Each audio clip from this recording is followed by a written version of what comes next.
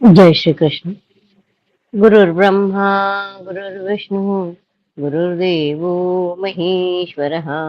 गुरुः साक्षात् परब्रह्म तस्मै श्री गुरवे नमः। कृष्णाय वासुदेवाय हरये परमात्मने प्रणतक्लेशनाशाय गोविन्दाय नमो नमः। नमामि सद्गुरुं शान्तं सच्चिदानन्दविग्रहं पूर्णब्रह्मपरानन्दम् ईशमानन्दिवल्लभम्। ॐ पार्थाय प्रतिबोधितां भगवता नारायणेन स्वयं व्यासेन ग्रथितां पुराणमुनिना मध्ये महाभारतम् अद्वैतामृतवर्षिणीं भगवतीम् अष्टादशाध्यायिनीम् अम्ब त्वामनुसन्दधामि भगवद्गीते भवद्वेषिणीम्। नमोऽस्तु ते व्यासविशालबुद्धे फुल्लारविन्दायतपत्रनेत्र येन त्वया भारततैलपूर्णः प्रज्वालितो ज्ञानमयः प्रदीपः। प्रपन्नपारिजाताय स्तोत्रवेत्रैकपाणये ज्ञानमुद्राय कृष्णाय गीतामृतदुहे नमः। नारायणं नमस्कृत्य नरं चैव नरोत्तमम् देवीं सरस्वतीं व्यासं ततो जयमुदीरये। जय श्री कृष्ण। अथ चतुस्त्रिंशोऽध्यायः। धर्म और नीति की बात कहते हुए युधिष्ठिर की अपनी प्रतिज्ञा के पालन रूप धर्म पर ही डटे रहने की घोषणा। द्रौपदी और भीमसेन उन्हें समझा अलग अलग प्रकार से समझा रहे क्या धर्म है क्या नहीं है, हमने जाके कैसे उनसे युद्ध करना चाहिए, अपना राज्य उनसे कैसे वापस कर ले लेना चाहिए। ये सारी बातें देकर उनको उकसाने का प्रयत्न कर रहे हैं। हमें भी वो सही ही लगता है हम जब सुनते हैं तब, पर युधिष्ठिर अपने ही बात पर अड़े हुए हैं। अभी युधिष्ठिर उन सारी बातों को जो कुछ द्रौपदी और भीमसेन ने कहा था वो कैसे क्या बताते हैं वो देखेंगे। वैशंपायन जी कहते हैं, जन्मेजय भीमसेन जब इस प्रकार अपनी बात पूरी कर चुके तब महानुभाव सत्य प्रतिज्ञ एवं अजात शत्रु राजा युधिष्ठिर ने धैर्य पूर्वक उनसे यह बात कही। युधिष्ठिर बोले, भरत कुल नंदन, तुम मुझे पीड़ा देते हुए अपने वाग बाणों द्वारा मेरे हृदय को जो विदीर्ण कर रहे हो यह निस्संदेह ठीक ही है। मेरे प्रतिकूल होने पर भी इन बातों के लिए मैं तुम्हारी निंदा नहीं करता, क्योंकि मेरे ही अन्याय से तुम लोगों पर यह विपरीत विपत्ति आई है। उन दिनों धृतराष्ट्र पुत्र दुर्योधन के हाथ से उसके राष्ट्र तथा राजपद का अपहरण करने की इच्छा रखकर ही मैं द्यूत क्रीड़ा में प्रवृत्त हुआ था, किंतु उस समय धूर्त ज्वारी सुबल पुत्र शकुनी दुर्योधन के लिए उसकी ओर से मेरे विपक्ष में जाकर जुआ खेलने लगा। भीमसेन, पर्वतीय प्रदेश का निवासी शकुनी बड़ा मायावी है। उसने द्यूत सभा में फांसे फेंक कर अपनी माया द्वारा मुझे जीत लिया। क्योंकि मैं माया नहीं जानता था, इसलिए मुझे यह संकट देखना पड़ा है। शकुनी के सम और विषम सभी पासों को उसकी इच्छा के अनुसार ही ठीक ठीक पढ़ते देख, यदि अपने मन को जुए की ओर से रोका जा सकता तो यह अनर्थ न होता, परंतु क्रोधावेश मनुष्य के धैर्य को क्रोध का आवेश मनुष्य के धैर्य को नष्ट कर देता है। इसलिए मैं जुए से अलग न हो सका। किसी विषय में आसक्त हुए चित्त को पुरुषार्थ, अभिमान अथवा पराक्रम से नहीं रोका जा सकता। किसी विषय में आसक्त हुए चित्त को किसी पुरुषार्थ या अभिमान या पराक्रम से नहीं रोका जा सकता, अर्थात उसे रोकना बहुत कठिन है अगर किसी का चित्त किसी विषय में अटक गया है तो। अतः मैं तुम्हारी बातों के लिए बुरा नहीं मानता। मैं समझता हूँ वैसे ही भवितव्यता थी। भीमसेन धृतराष्ट्र के पुत्र राजा दुर्योधन ने राज्य पाने की इच्छा से हम लोगों को विपत्ति में डाल दिया, हमें दास तक बना लिया था। किंतु उस समय द्रौपदी हम लोगों की रक्षक हुई। तुम और अर्जुन दोनों इस बात को जानते हो कि जब पुनः द्यूत के लिए बुलाए जाने पर उस सभा में आए तो उस समय समस्त भरतवंशियों के समक्ष धृतराष्ट्र पुत्र दुर्योधन ने मुझसे एक ही दाव लगाने के लिए इस प्रकार कहा। राजकुमार अजात शत्रु, दुर्योधन युधिष्ठिर से कह रहा है, यदि आप हार जाए तो आपको 12 वर्षों तक इच्छानुसार सबकी जानकारी में और पुनः 1 वर्ष तक गुप्त वेश में छिपे रहकर अपने भाइयों के साथ वन में निवास करना पड़ेगा। कुंती कुमार, यदि भरतवंशियों के गुप्तचर अब आपके गुप्त निवास का समाचार सुनकर पता लगाने लगे और उन्हें यह मालूम हो जाए कि आप लोग अमुक जगह अमुक रूप में रह रहे हैं, तब आपको पुनः उतने ही यानी 12 ही वर्षों तक वन में रहना पड़ेगा। इस बात को निश्चय करके इसके विषय में प्रतिज्ञा कीजिए। यदि आप सावधान रहकर इतने समय तक मेरे गुप्तचरों को मोहित करके अज्ञात भाव से ही विचरते रहे तो मैं यहाँ कौरवों की सभा में यह सत्य प्रतिज्ञा करता हूँ कि उस सारे पंचनद प्रदेश पर फिर तुम्हारा ही अधिकार होगा। यदि आपने ही हम सब लोगों को जीत लिया तो हम भी उतने ही समय तक सारे भोगों का परित्याग करके उसी प्रकार वास करेंगे। राजा दुर्योधन ने जब समस्त कौरवों के बीच इस प्रकार कहा तब मैंने भी तथास्तु कहकर उसकी बात मान ली। युधिष्ठिर बता रहा है सारी बातें। फिर वहां हम लोगों का अंतिम बार निंदनीय जुआ हुआ, इसमें हम सब लोग हार गए और घर छोड़कर वन में निकल आए। इस प्रकार हम कष्टप्रद वेश धारण करके कष्टदायक वनों और विभिन्न प्रदेशों में घूम रहे हैं। उधर दुर्योधन भी शांति की इच्छा न रखकर और भी क्रोध के वशीभूत हो गया है। उसने हमें तो कष्ट में डाल दिया और दूसरे समस्त कौरवों को जो उसके वश में होकर उसी का अनुसरण करते रहे हैं उन्हें ऊंचे पदों पर प्रतिष्ठित कर दिया। कौरव सभा में साधु पुरुषों के समीप वैसी संधि का आश्रय लेकर यानी प्रतिज्ञा करके अब यहाँ राज्य के लिए उसे कौन तोड़े। धर्म का उल्लंघन करके पृथ्वी का शासन करना तो किसी श्रेष्ठ पुरुष के लिए मृत्यु से भी बढ़कर दुखदायक है, ऐसा मेरा मत है। धर्म का उल्लंघन करके पृथ्वी का शासन करना किसी श्रेष्ठ पुरुष के लिए मृत्यु से भी बढ़कर है, दुखदायक है, ऐसा मेरा मत है। युधिष्ठिर कह रहे, वीर भीमसेन, द्यूत के समय जब तुमने मेरी दोनों बाहों को जला देने की इच्छा प्रकट और अर्जुन ने तुम्हें रोका, उस समय तुम शत्रुओं पर आघात करने के लिए अपनी गदा पर हाथ फेरने लगे थे। यदि उसी समय तुमने शत्रुओं पर आघात कर दिया होता तो कितना अनर्थ हो जाता। तुम अपना पुरुषार्थ तो जानते ही थे। जब मैं पूर्वोक्त प्रकार की प्रतिज्ञा करने लगा उससे पहले ही तुमने ऐसी बात क्यों नहीं कही। जब प्रतिज्ञा के अनुसार वनवास का समय स्वीकार कर लिया तो पीछे चलकर इस समय को क्यों मुझसे अत्यंत कठोर बातें कहते हो। भीमसेन, मुझे इस बात का भी बड़ा दुख है कि द्रौपदी को शत्रुओं द्वारा क्लेश दिया जा रहा था और हमने अपनी आंखों देख कर भी उसे चुपचाप सह लिया। जैसे कोई विष घोल कर पी ले और उसकी पीड़ा से करहाने लगे, वैसे ही वेदना इस समय मुझे हो रही है। भरतवंश के प्रमुख वीर कौरव वीरों के बीच मैंने जो प्रतिज्ञा की है उसे स्वीकार कर लेने के बाद अब इस समय आक्रमण नहीं किया जा सकता। जैसे बीज बोने वाला किसान अपनी खेती के फलों के पकने की बाट जोता रहता है, उसी प्रकार तुम भी समय की प्रतीक्षा करो जो हमारे लिए सुख की प्राप्ति कराने वाला है। जब पहले शत्रु के द्वारा धोखा खाया गया हुआ वीर पुरुष उसे फुलाता फलाता जानकर अपने पुरुषार्थ के द्वारा उसका मूलोच्छेद कर डालता है, तभी उस शत्रु के महान गुण का अपहरण कर लेता है और इस जगत में सुखपूर्वक जीवित रहता है।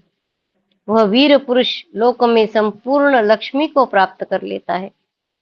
मैं यह भी मानता हूँ कि सभी शत्रु उसके सामने नतमस्तक हो जाते हैं, फिर थोड़े ही दिनों में उसके बहुत से मित्र बन जाते हैं और जैसे देवता इंद्र के सहारे जीवन धारण करते हैं, उसी प्रकार वे मित्रगण उस वीर की छत्र छाया में रहकर जीवन निर्वाह करते हैं। किंतु भीमसेन, मेरी यह सच्ची प्रतिज्ञा सुनो। मैं जीवन और अमरत्व की अपेक्षा भी धर्म को ही बढ़कर समझता हूँ। मैं जीवन और अमरत्व की अपेक्षा से भी ज्यादा वह धर्म को मानते हैं। मैं जीवन और अमरत्व की अपेक्षा भी धर्म को ही बढ़कर समझता हूँ। धर्मराज युधिष्ठिर है। राज्य, पुत्र, यश, धन, ये सब के सब सत्य धर्म की 16वीं कला को भी नहीं पा सकते।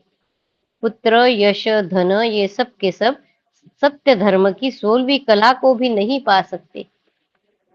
इति श्री महाभारते वनपर्वणि अर्जुनाभिगमनपर्वणि युधिष्ठिरवाक्ये चतुस्त्रिंशोऽध्यायः। कृष्णाय वासुदेवाय हरये परमात्मने प्रणतक्लेशनाशाय गोविन्दाय नमो नमः। ॐ नमो भगवते वासुदेवाय। ॐ नमो भगवते वासुदेवाय। अथ पंचत्रिंशोऽध्यायः। दुखित भीमसेन का युधिष्ठिर को युद्ध के लिए उत्साहित करना। भीमसेन बोले, महाराज, आप फेन के समान नश्वर, फल के समान पतनशील तथा काल के बंधन में बंधे हुए मरणधर्मा मनुष्य है, तो भी आपने सबका अंत और संहार करने वाले बाण के समान वेगवान, अनंत, अप्रमेय एवं जल स्रोत के समान प्रवाहशील लंबे लंबे काल को बीच में देकर दुर्योधन के साथ संधि करके उस काल को अपनी आंखों के सामने आया हुआ मानते हैं।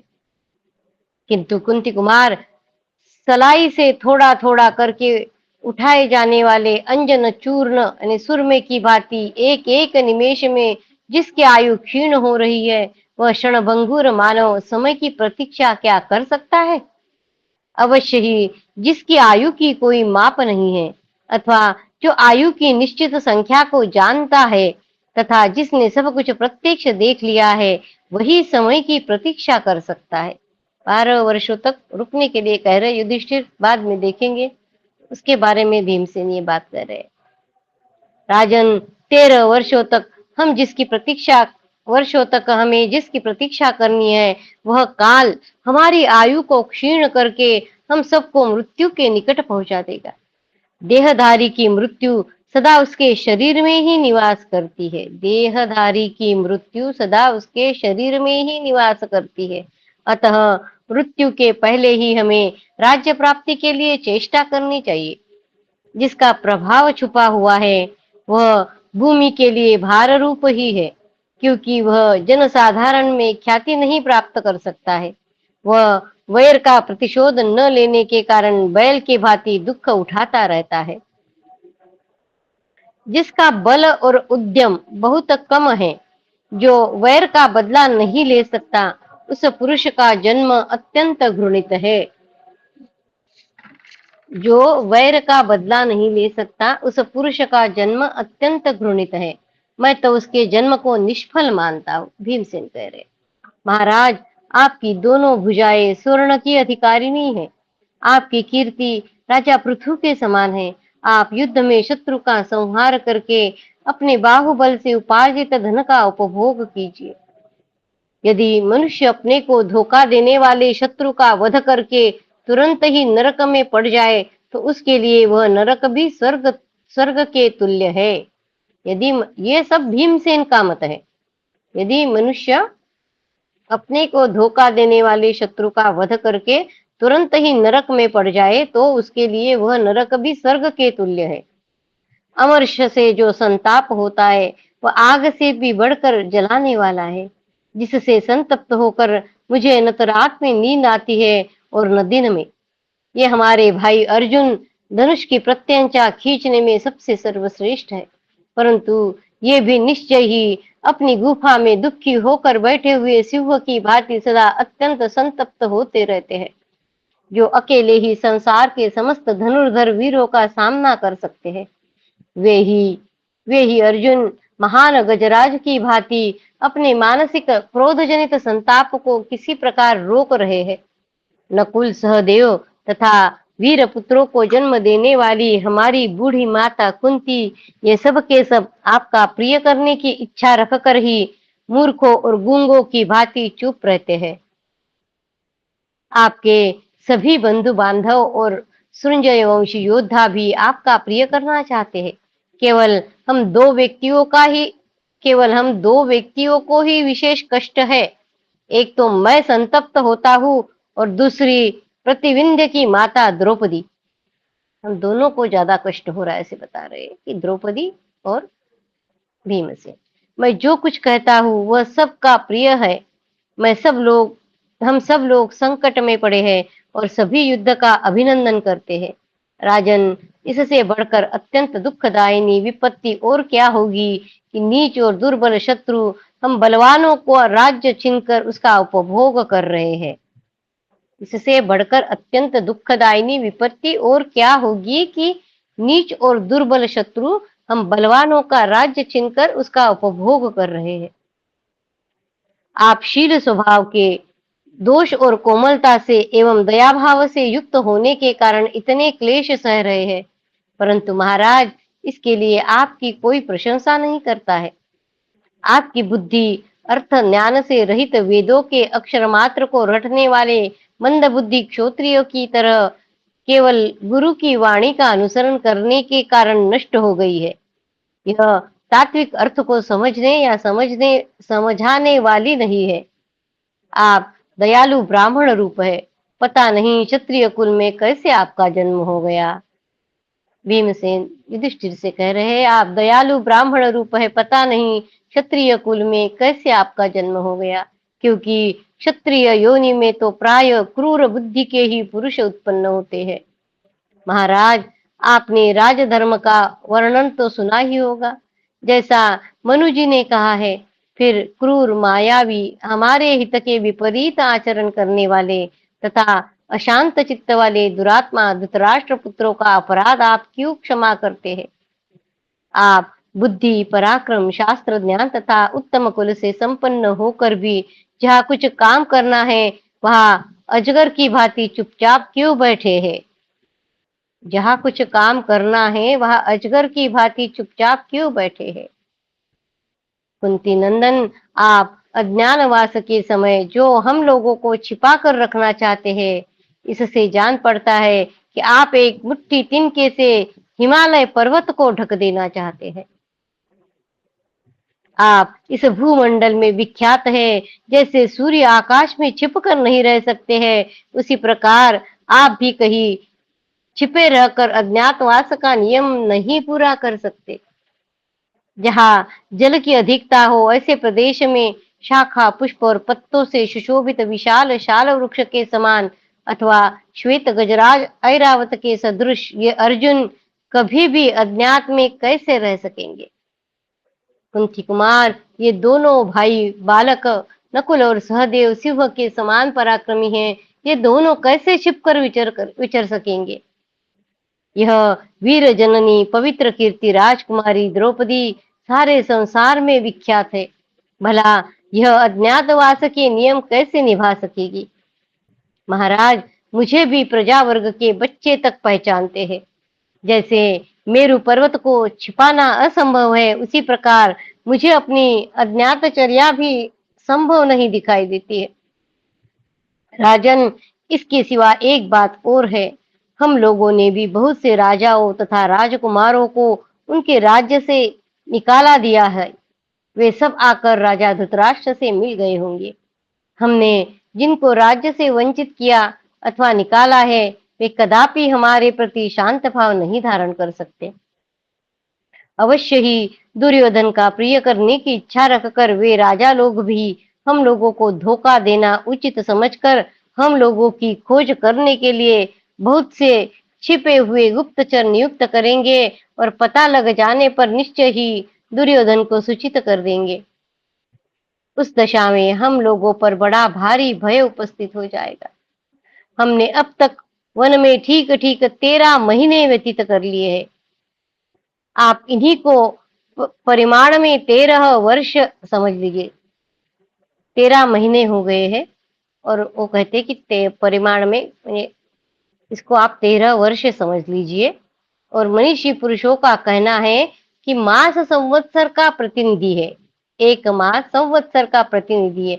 जैसे पूती का सोमलता के स्थान पर यज्ञ में काम देती है, उसी प्रकार आप इन 13 मासों को ही 13 वर्षों का प्रतिनिधि स्वीकार कर लीजिए। राजन अथवा अच्छी तरह बोझ ढोने वाले उत्तम बैल को भरपेट भोजन दे देने पर इस पाप से आपका छुटकारा मिल सकता है। अतः महाराज, आप शत्रुओं का वध करने का निश्चय कीजिए, क्योंकि समस्त क्षत्रियों के लिए युद्ध से बढ़कर दूसरा कोई धर्म नहीं है। इति श्री महाभारते वन पर्वणि अर्जुनाभिगमन पर्वणि भीमवाक्ये पंचत्रिंशोऽध्यायः। कृष्णाय वासुदेवाय हरये परमात्मने प्रणतक्लेशनाशाय गोविन्दाय नमो नमः। ओम नमो भगवते वासुदेवाय। ओम नमो भगवते वासुदेवाय। अथ षट्त्रिंशोऽध्यायः। युधिष्ठिर का भीमसेन को समझाना। व्यास जी का आगमन और युधिष्ठिर को प्रतिस्मृति विद्या प्रदान तथा पांडवों को पुनः काम्य का वनगमन। अभी द्वैत वन में आए थे पांडव, पांडव का पुनः काम्य का वनगमन। वैशंपायन जी कहते हैं, जन्मेजय भीमसेन की बात सुनकर शत्रुओं को संताप देने वाले पुरुष सिंह कुंती पुत्र युधिष्ठिर लंबी सांस लेकर मन ही मन विचार करने लगे। मैंने राजाओं के धर्म एवं वर्ण के सुनिश्चित सिद्धांत भी सुने हैं, परंतु जो भविष्य और वर्तमान दोनों पर दृष्टि रखता है वही यथार्थदर्शी है। धर्म की श्रेष्ठ गति अत्यंत दुर्बोध है। उसे जानता हुआ भी मैं कैसे बलपूर्वक मेरु पर्वत के समान महान उस धर्म का मर्दन करूंगा। इस प्रकार 2 घड़ी तक विचार करने के पश्चात अपने को क्या करना है इसका निश्चय करके युधिष्ठिर ने भीमसेन से अविलंब यह बात कही। युधिष्ठिर बोले, महाबाहु भरत कुल तिलक वाक्य विशारद भीम, तुम जैसा कह रहे हो वह ठीक है, तथापि मेरी यह दूसरी बात भी मानो। जो महान पापमय कर्म केवल साहस के भरोसे आरंभ किए जाते हैं वे सभी कष्टदायक होते हैं। जो महान पापमय कर्म केवल साहस के भरोसे आरंभ किए जाते हैं वे सभी कष्टदायक होते हैं। महाबाहो, अच्छी तरह से सलाह और विचार करके पूरा पराक्रम प्रकट करते हैं। अच्छी तरह से सलाह और विचार करके पूरा पराक्रम प्रकट करते हुए सुंदर रूप से जो कार्य किए जाते हैं वे ही सफल होते हैं और उसमें दैव भी अनुकूल हो जाता है। तुम स्वयं बल के घमंड से उन्मत्त हो। युधिष्ठिर भीमसेन से कह रहे हैं कि तुम स्वयं बल के घमंड से उन्मत्त हो, जो केवल चपलतावश स्वयं इस युद्ध रूपी कार्य को अभी आरंभ करने के योग्य मान रहे हो, उसके विषय में मेरी बात सुनो। भूरिश्रवा शल पराक्रमी जलसंध भीष्म द्रोण कर्ण बलवान अश्वत्थामा तथा सदा के आतताई दुर्योधन आदि दुर्धर्ष धृतराष्ट्र पुत्र ये सभी अस्त्र विद्या के ज्ञाता हैं। एवं हमने जिन राजाओं तथा भूमिपालों को युद्ध में कष्ट पहुंचाया है वे सभी कौरव पक्ष में मिल गए हैं और और उधर ही उनका स्नेह हो गया है। वे दुर्योधन के हित में संलग्न होंगे। हम लोगों के प्रति उनका वैसा सद्भाव नहीं हो सकता। उनका खजाना भरा पूरा है और वे सैनिक शक्ति से भी संपन्न है। अतः वे युद्ध छेड़ने पर हमारे विरुद्ध ही प्रयत्न करेंगे। मंत्रियों और पुत्रों के सहित कौरव सेना के सभी सैनिकों को दुर्योधन की ओर से पूरे वेतन और सब प्रकार की उपभोग सामग्री का वितरण किया गया है। इतना ही नहीं, दुर्योधन ने उन वीरों को विशेष आदर सत्कार भी किया है। अतः मेरा यह विश्वास है कि वे उसके लिए संग्राम में हंसते हंसते प्राण दे देंगे। यद्यपि पितामह भीष्म, आचार्य द्रोण तथा महामना कृपाचार्य का आंतरिक स्नेह धृतराष्ट्र के पुत्रों तथा हम लोगों पर एक सा ही है। तथापि वे राजा दुर्योधन का दिया हुआ अन्न खाते हैं, अतः उसका ऋण अवश्य चुकाएंगे, ऐसे मुझे प्रतीत होता है। युद्ध छिड़ने पर वे भी दुर्योधन के पक्ष से ही लड़कर अपने दुस्तेज प्राणों का भी परित्याग कर देंगे। वे सब के सब दिव्यास्त्रों के ज्ञाता और धर्मपरायण हैं। मेरी बुद्धि में तो यहाँ तक आता है, इंद्र आदि संपूर्ण देवता भी उन्हें परास्त नहीं कर सकते। भीष्म, द्रोणाचार्य, कृपाचार्य, अश्वत्थामा इनके बारे में कह रहे हैं। उस पक्ष में महारथी कर्ण भी है, जो हमारे प्रति सदा अमर्ष और क्रोध से भरा रहता है। वह सब अस्त्रों का ज्ञाता, अजेय तथा अवेद्य कवच से सुरक्षित है। इन समस्त वीर पुरुषों को युद्ध में परास्त किए बिना तुम अकेले दुर्योधन को नहीं मार सकते। रुकोदर, सूत पुत्र कर्ण के हाथों की फुर्ती समस्त धनुधरों से बढ़ चढ़कर है। उसका स्मरण करके मुझे अच्छी तरह नींद नहीं आती है। वैशंपायन जी कहते हैं, जन्मेजय युधिष्ठिर का यह वचन सुनकर अत्यंत अत्यंत क्रोधी भीमसेन उदास और शंका युक्त हो गए। फिर उनके मुंह से कोई बात नहीं निकली। दोनों पांडवों में इस प्रकार बातचीत हो ही रही थी कि महायोगी सत्यवती नंदन व्यास वहां आ पहुंचे। पांडवों ने उठकर उनकी अगवानी की और यथायोग्य पूजन किया। तत्पश्चात वक्ताओं में श्रेष्ठ व्यास जी युधिष्ठिर से इस प्रकार बोले। व्यास जी ने कहा, नरश्रेष्ठ महाबाहु युधिष्ठिर, मैं ध्यान के द्वारा तुम्हारे मन का भाव जान चुका हूँ, इसलिए शीघ्रता पूर्वक यहाँ आया हूँ।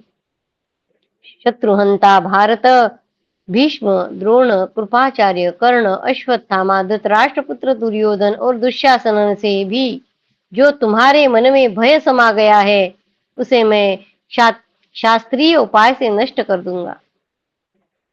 राजेंद्र, उस उपाय को सुनकर धैर्य पूर्वक प्रयत्न द्वारा उसका अनुष्ठान करो।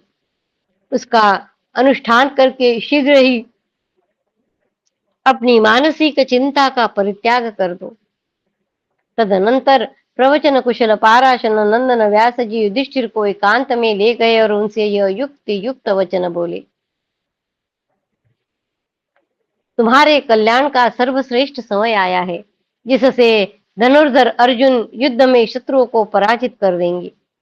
मेरी दी हुई इस प्रतिश्रुति नामक विद्या को ग्रहण करो, जो मूर्तिमती सिद्धि के समान है।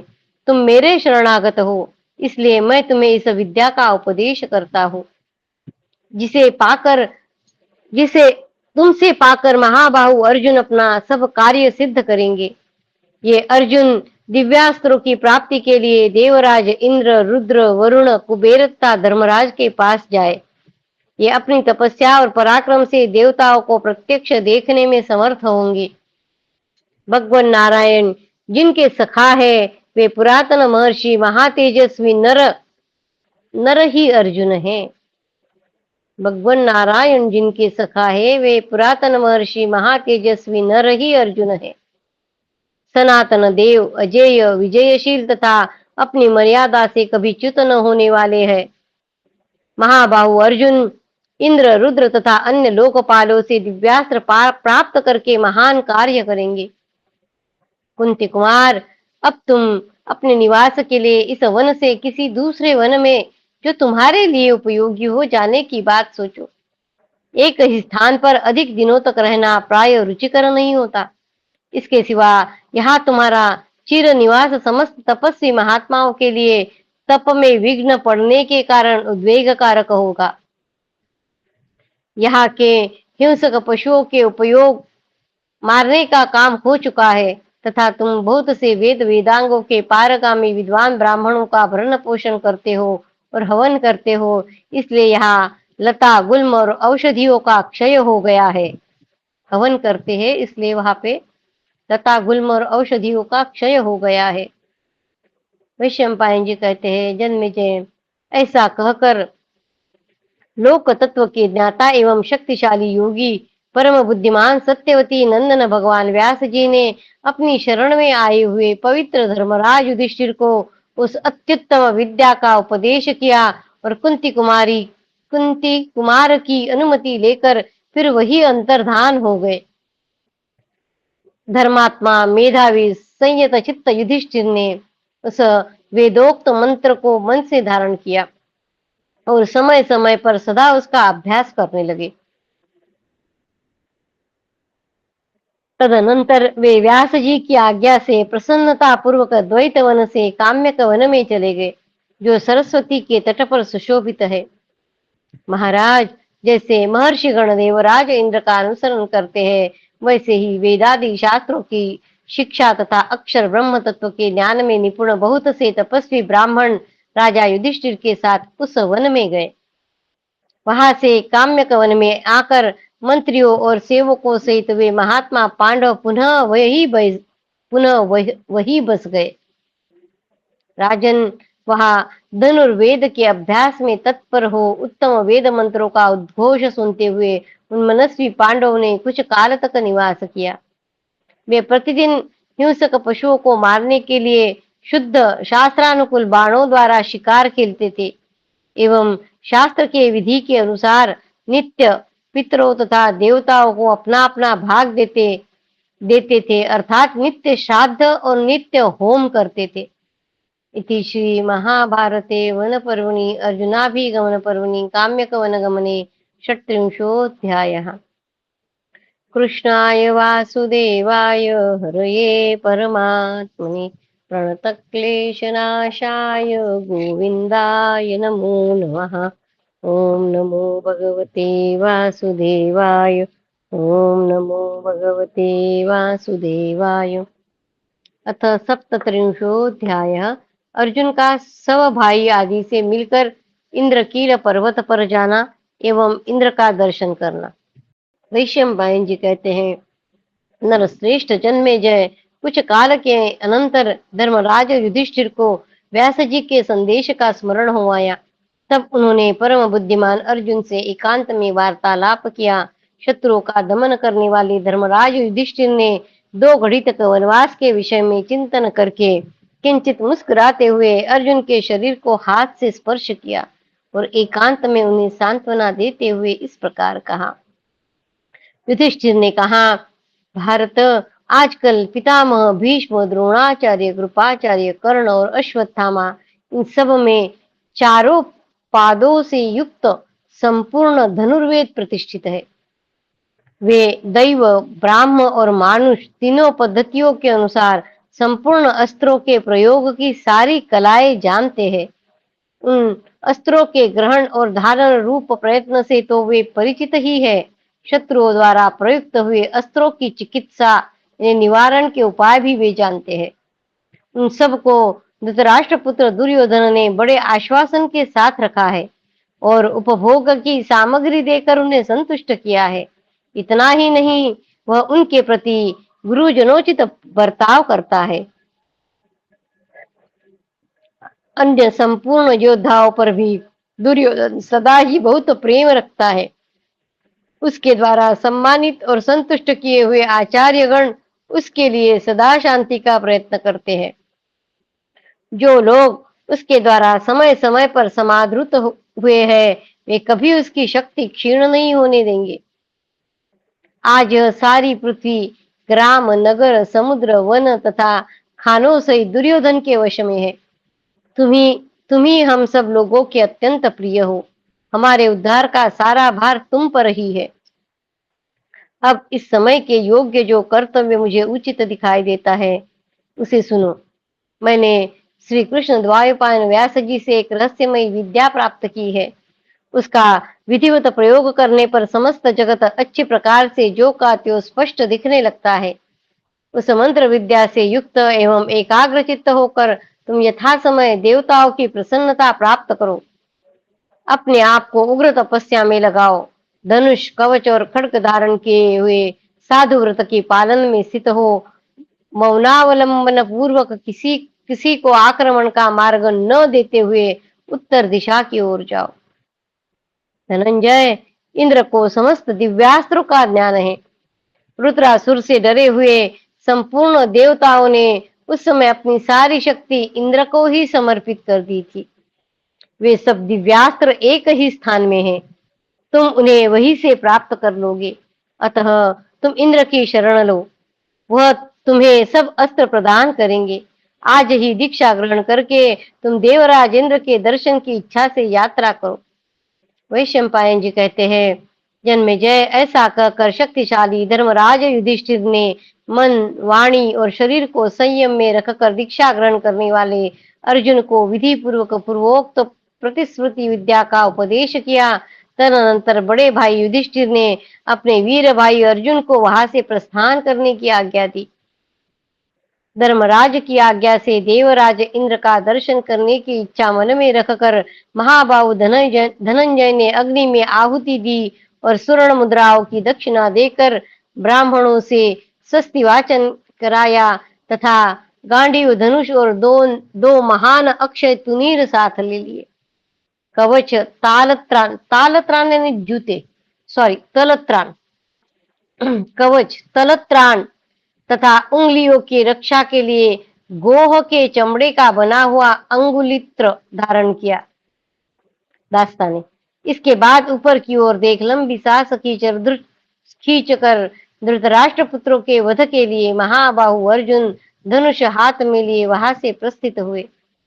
कुंती नंदन अर्जुन को वहां धनुष लिए जाते देख सिद्धों, ब्राह्मणों तथा अदृश्य भूतों ने कहा, कुंती कुमार, तुम अपने मन में जो जो इच्छा रखते हो वह सब तुम्हें शीघ्र प्राप्त हो। इसके बाद ब्राह्मणों ने अर्जुन का विजय सूचक आशीर्वाद देते हुए कहा, कुंती पुत्र, तुम अपना अभिष्ट साधन करो, तुम्हें अवश्य विजय प्राप्त हो।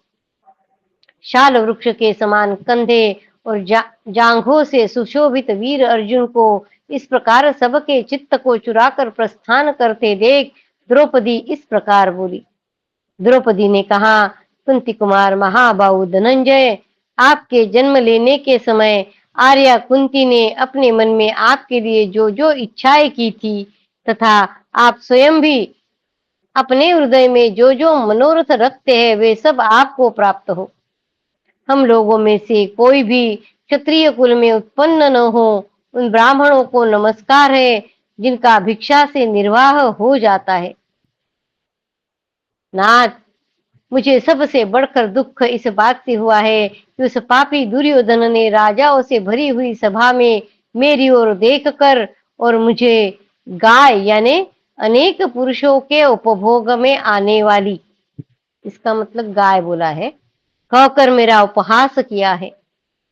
उस दुख से भी बढ़कर महान कष्ट मुझे इस बात से हुआ है कि उसने भरी सभा में मेरे प्रति बहुत सी अनुचित बातें कही है। वीरवर, निश्चय ही आपके चले जाने के बाद आपके सभी भाई जागते समय आप ही के पराक्रम की चर्चा बार बार करते हुए अपना मन बहलाएंगे। दीर्घ काल के लिए आपके प्रवासी हो जाने पर हमारा मन न तो भोगों में लगेगा और न धर्म में ही। इस जीवन में भी कोई रस नहीं रह जाएगा। आपके बिना हम इन वस्तुओं से संतोष नहीं पा सकेंगे। हम सबके सुख दुख, जीवन मरण तथा राज्य ऐश्वर्य आप पर ही निर्भर है। मैंने आपको विदा दी, आप कल्याण को प्राप्त हो। निष्पाप महाबली आर्य पुत्र, आप बलवानों से विरोध न करें, यह मेरा अनुरोध है। आप बलवानों से विरोध न करें, यह मेरा अनुरोध है। द्रौपदी बता रही है अर्जुन को। विघ्न बाधाओं से रहित हो विजय प्राप्ति के लिए शीघ्र यात्रा कीजिए। धाता और विधाता को नमस्कार है, आप कुशल और स्वस्थता पूर्वक प्रस्थान कीजिए। धनंजय, री, श्री, कीर्ति, द्युति, पुष्टि, उमा, लक्ष्मी और सरस्वती, ये सब देवियां मार्ग में जाते समय आपकी रक्षा करें। आप बड़े भाई का आदर करने वाले हैं, उनकी आज्ञा के पालक है। भरत श्रेष्ठ, मैं आपके शांति के लिए वसु, रुद्र, आदित्य, मरुदगण, विश्वे देव तथा साध्य देवताओं की शरण लेती हूँ। अंतरिक्ष तथा दिव्य भूतों से और दूसरे भी जो मार्ग में विघ्न डालने वाले प्राणी हैं, उन सब से आपका कल्याण हो। वैशंपायन जी कहते, राजन, ऐसी मंगल कामना करके यशस्विनी द्रौपदी चुप हो गई। तदनंतर पांडुनंदन महाबाहु अर्जुन ने अपना सुंदर धनुष हाथ में लेकर सभी भाइयों और धौम्य मुनि को दाहिने करके वहां से प्रस्थान किया। महान पराक्रमी और महा यात्रा करते समय उनके मार्ग से समस्त प्राणी दूर हट जाते थे। वे इंद्र से मिला देने वाली प्रतिस्मृति नामक योग विद्या से युक्त थे। परंतु तपस्वी महात्माओं द्वारा सेवित पर्वतों के मार्ग से होते हुए दिव्य पवित्र तथा देव सेवित हिमालय पर्वत पर जा पहुंचे। महामना अर्जुन योग युक्त होने के कारण मन के समान तीव्र वेग से चलने में समर्थ हो गए थे। अतः वे वायु के समान एक ही दिन में उस पुण्य पर्वत पर पहुंच गए। महामना अर्जुन योग युक्त होने के कारण मन के समान तीव्र वेग से चलने में समर्थ थे। वे वायु के समान एक ही दिन में उस पुण्य पर्वत पर पहुंच गए, योग युक्त होने के कारण। हिमालय और गंधमादन पर्वत को लांघ कर उन्होंने आलस्य रहित हो दिन रात चलते हुए और भी बहुत से दुर्गम स्थानों को पार किया। तदनंतर इंद्रकील पर्वत पर पहुंचकर अर्जुन ने आकाश में उच्च स्वर से गूंजती हुई एक वाणी सुनी, तिष्ठ, यानी यही ठहर जाओ। तब वे वही ठहर गए। वो वाणी सुनकर पांडुनंदन अर्जुन ने चारों ओर दृष्टिपात किया। इतने इतने ही में उन्हें वृक्ष के मूल भाग में बैठे हुए एक तपस्वी महात्मा दिखाई दिए। वे अपने ब्रह्म तेज से उद्भासित हो रहे थे। उनकी अंग कांति पिंगल वर्ण की थी, सिर पर जटा बड़ी हुई थी और शरीर अत्यंत कृश था। उन महातपस्वी ने अर्जुन को वहां खड़े हुए देख कर पूछा, तात, तुम कौन हो, जो धनुष बाण कवच तलवार तथा दास्तानों से सुसज्जित हो क्षत्रिय धर्म का अनुगमन करते हुए यहाँ आए हो? यहाँ अस्त्र शस्त्र की आवश्यकता नहीं है। यह तो क्रोध और हर्ष को जीते हुए तपस्या में तत्पर शांत ब्राह्मणों का स्थान है। यहाँ कभी कोई युद्ध नहीं होता।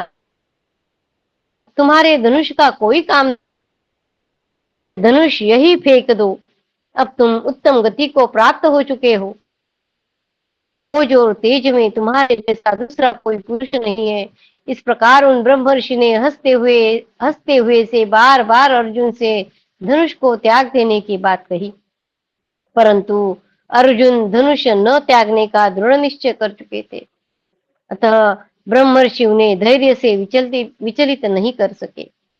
तब उन ब्राह्मण देवता ने पुनः प्रसन्न होकर उनसे हंसते हुए से कहा, शत्रुसूदन, तुम्हारा भला हो, मैं साक्षात इंद्र हूं, मुझसे कोई वर मांगो। तब उस ब्राह्मण देवता ने पुनः प्रसन्न होकर उनसे हंसते हुए से कहा, शत्रुसूदन, तुम्हारा भला हो, मैं साक्षात इंद्र हूं, जिनसे वो मिलने जा रहे थे, मुझसे कोई वर मांगो। यह सुनकर कुरुकुल रत्न शूरवीर अर्जुन ने सहस्त्र नेत्रधारी इंद्र से हाथ जोड़कर प्रणाम पूर्वक कहा, भगवान, मैं आपसे संपूर्ण अस्त्रों का ज्ञान प्राप्त करना चाहता हूँ। यही मेरा अभिष्ट मनोरथ है, अतः मुझे यही वर दीजिए।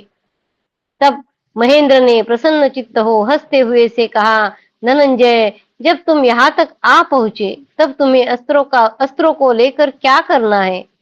अब इच्छा अनुसार उत्तम लोक मांग लो, क्योंकि तुम्हें उत्तम गति प्राप्त हुई है। यह सुनकर धनंजय ने पुनः देवराज से कहा, देवेश्वर, मैं अपने भाइयों को वन में छोड़कर शत्रुओं से वैर का बदला लिए बिना लोभ अथवा कामना के वशीभूत हो न तो देवत्व चाहता हूँ, न सुख और न संपूर्ण देवताओं का ऐश्वर्य प्राप्त कर लेने की मेरी इच्छा है। यदि मैंने वैसा किया तो सदा के लिए संपूर्ण लोक में मुझे महान अपयश प्राप्त होगा। अर्जुन के ऐसा कहने पर विश्व वंदित रुद्र विनाशक इंद्र ने मधुर वाणी में अर्जुन को सांत्वना देते हुए कहा, तात, जब तुम्हें 3 नेत्रों से भूतनाथ भगवान शिव का दर्शन, मैं तुम्हें संपूर्ण दिव्यास्त्र प्रदान करूंगा। ये बात, जब तुम्हें 3 नेत्रों से विभूषित त्रिशूलधारी भूतनाथ भगवान शिव का दर्शन होगा, तब मैं तुम्हें संपूर्ण दिव्यास्त्र प्रदान करूंगा। इंद्र कह रहे, कुंती कुमार, तुम उन परमेश्वर महादेव जी का दर्शन पाने के लिए प्रयत्न करो। उनके दर्शन से संपूर्ण सिद्ध हो जाने पर तुम स्वर्ग लोक में पधारोगे।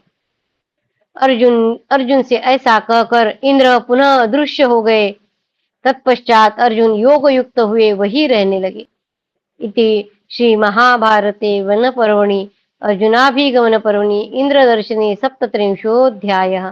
कृष्णाय वासुदेवाय हरये परमात्मने प्रणतक्लेशनाशाय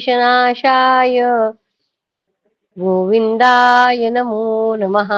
ओम नमो भगवते वासुदेवाय। ओम नमो भगवते वासुदेवाय।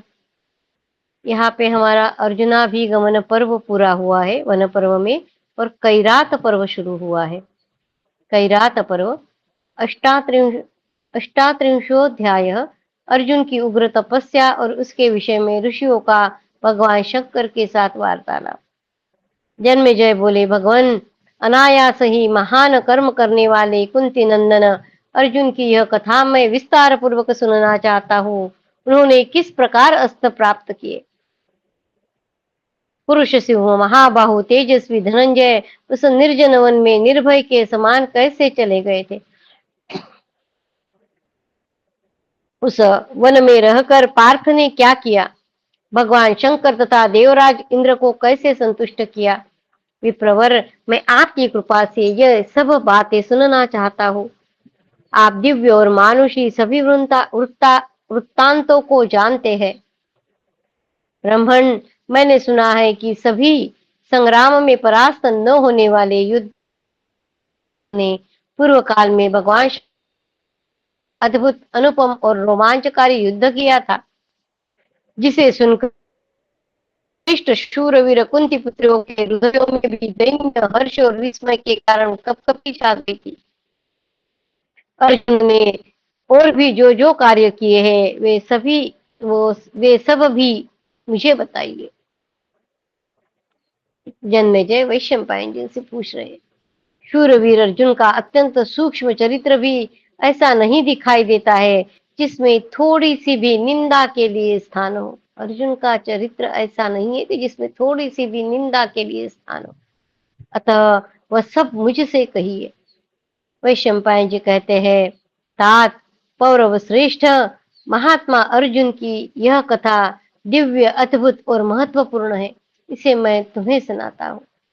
अनघ, देव महादेव जी के साथ अर्जुन के शरीर का जो स्पर्श हुआ था, उससे संबंध रखने वाली यह कथा है। तुम उन दोनों के मिलन का यह वृत्तांत भलीभांति सुनो।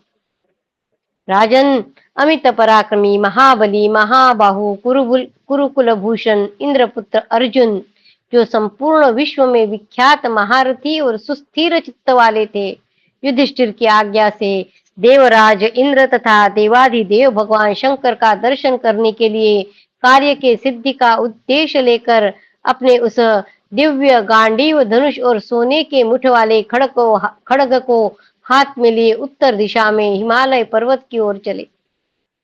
तपस्या के लिए दृढ़ निश्चय करके बड़ी उतावली के साथ जाते हुए वे अकेले ही एक भयंकर कंटका कीर्ण वन में पहुंचे, जो नाना प्रकार के फल फूलों से भरा था। भांति भांति के पक्षी जहाँ कलरव कर रहे थे। अनेक जातियों के मृग उस वन में सब और विचरते रहते थे, तथा कितने ही सिद्ध और चारण निवास कर रहे थे। तदनंतर कुंती नंदन अर्जुन के उस निर्जन वन में पहुंचते ही आकाश में शंख और नगाड़ों का गंभीर घोष गूंज उठा। पृथ्वी पर फूलों की बड़ी भारी वर्षा होने लगी। मेघों की घटा घिरकर आकाश में सब ओर छा गई। उन दुर्गम वनस्थलियों को लांघ कर अर्जुन हिमालय के पृष्ठभाग में एक महान पर्वत के निकट निवास करते हुए शोभा पाने लगे। वहां उन्होंने फूलों से सुशोभित बहुत से वृक्ष देखे, जो पक्षियों के मधुर शब्द से गुंजायमान हो रहे थे। उन्होंने वैदुर्य मणि के समान स्वच्छ जल से भरी हुई शोभामयी कितनी ही नदियां देखी, जिनमें बहुत से भंवरे उठ रहे थे। हंस, कारंडव तथा सारस आदि पक्षी वहां मीठी बोली बोलते थे। तटवर्ती वृक्षों पर कोयल मनोहर शब्द बोल रही थी। क्रौंच के कलरव और मयूरों की केका ध्वनि भी वहां सब और गूंजती रहती थी। उन नदियों के आसपास मनोहर वनश्रेणी सुशोभित होती थी। हिमालय के उस शिखर पर पवित्र, शीतल और निर्मल जल से भरी हुई उन सुंदर सरिताओं का दर्शन करके अतिरथी अर्जुन का मन प्रसन्नता से खिल उठा। उग्र तेजस्वी महामना अर्जुन वहां वन के रमणीय प्रदेशों में घूम फिरकर बड़ी कठोर तपस्या में संलग्न हो गए। कुश का ही चीर धारण किए तथा दंड और मृगचर्म से विभूषित अर्जुन पृथ्वी पर गिरे हुए सूखे पत्तों को ही भोजन के स्थान में उपयोग करते थे। पृथ्वी पर गिरे हुए सूखे पत्तों को ही भोजन के स्थान में उपयोग करते थे। 1 मास तक वे 3-3 रात के बाद केवल फलाहार करके रहे, तपस्या कर रहे। 1 मास तक वे 3-3 रात के बाद केवल एक बार फलाहार करके रहे। दूसरे मास में उन्होंने पहले की अपेक्षा दूने दूने समय पर अर्थात 6-6 रात के बाद फलाहार करके व्यतीत किया। 1 मास तक उन्होंने 3-3 रात के बाद में फलाहार किया है, फिर दूसरे मास में उन्होंने 6-6 रात के बाद फलाहार करा है। तीसरा महीना 15-15 दिन में भोजन करके बिताया। चौथा महीना आने पर भरत श्रेष्ठ पांडुनंदन महाबाहु अर्जुन केवल वायु पीकर रहने लगे। वे दोनों भुजाएं ऊपर उठाए बिना किसी सहारे के पैर के अंगूठे के अग्रभाग के बल पर खड़े रहे। अमित तेजस्वी महात्मा अर्जुन के सिर की जटाएं नित्य स्नान करने के कारण विद्युत और कमलों के समान हो गई थी। तदनंतर भयंकर तपस्या में लगे हुए अर्जुन के विषय में कुछ निवेदन करने की इच्छा से वहां रहने वाले सभी महर्षि पिनाकधारी महादेव जी की सेवा में गए। उन्होंने महादेव जी को प्रणाम करके अर्जुन का वह तपरूप कर्म सुनाया। वे बोले, भगवान, ये महातेजस्वी कुंती पुत्र अर्जुन हिमालय के पृष्ठ भाग में स्थित हो अपार एवं उग्र तपस्या में संलग्न है और संपूर्ण दिशाओं को धूमाच्छादित कर दे रहे हैं। देवेश्वर, वे क्या करना चाहते हैं इस विषय में हम लोगों में से कोई भी कुछ जानता नहीं है। वे अपनी तपस्या के संताप से हम सब महर्षियों को संतप्त कर रहे। वे अपनी तपस्या के संताप से हम सब महर्षियों को संतप्त कर रहे हैं। अतः अब आप उन तपस्या से सद्भाव पूर्वक उन्हें निवृत्त कीजिए। पवित्र चित्त वाले उन महर्षियों का यह वचन सुनकर भूतनाथ भगवान शंकर इस प्रकार बोले। महादेव जी ने कहा, महर्षियों, तुम्हें अर्जुन के विषय में किसी प्रकार का विषाद करने की आवश्यकता नहीं है। तुरंत आलस्य रहित हो, शीघ्र ही प्रसन्नता पूर्वक जैसे आए हो वैसे ही लौट जाओ। अर्जुन के मन में जो संकल्प है मैं उसे भली भांति जानता हूँ। उन्हें स्वर्ग लोक की कोई इच्छा नहीं है। वे ऐश्वर्य तथा आयु भी नहीं चाहते हैं। वे जो कुछ पाना चाहते हैं वह सब मैं आज ही पूर्ण करूंगा। वैशंपायन जी कहते हैं, भगवान शंकर का यह वचन सुनकर वे सत्यवादी महर्षि प्रसन्न चित्त हो फिर अपने आश्रमों को लौट गए। इति श्री महाभारते वन पर्वणि कैरात पर्वणि मुनि शंकर संवादे 38 कृष्णाय वासुदेवाय हरये परमात्मने प्रणतक्लेशनाशाय गोविन्दाय नमो नमः। ओम नमो भगवते वासुदेवाय। ओम नमो भगवते वासुदेवाय। अगला अध्याय बड़ा है। भव भवे यथा भक्तिः पादयोस्तव जायते तथा कुरुष्व देवेश नाथस्त्वं नो यतः प्रभो। नाम संकीर्तनं यस्य सर्वपापप्रणाशनं प्रणामो दुःखशमनस्तं नमामि हरिं परं। तं नमामि हरिं परं। त्वदीयं वस्तु गोविन्द तुभ्यमेव समर्पये। तेन त्वदङ्घ्रिकमले रतिं मे यच्छ शाश्वतीम्। ॐ पूर्णमद पूर्णमिदं पूर्णात् पूर्णमुदच्यते पूर्णस्य पूर्णमादाय पूर्णमेवावशिष्यते। ॐ शान्ति शान्ति शान्तिः। हरि ओम तत्सत्। श्रीकृष्णार्पणमस्तु। श्रीगुरुभ्यो नमः। ज्ञानेश्वर। जय श्री कृष्ण। जय श्री राम। जय श्री कृष्ण, जय जय श्री श्री राम कृष्ण। अनिता। जय श्री जय राम। श्री धन्यवाद। राम। जय श्री राम। जय श्री राम। जय जय श्री राम। जय श्री कृष्ण। जय श्री जय राम। श्री कृष्ण, जय श्री राम। जय श्री राम। जय श्री राम।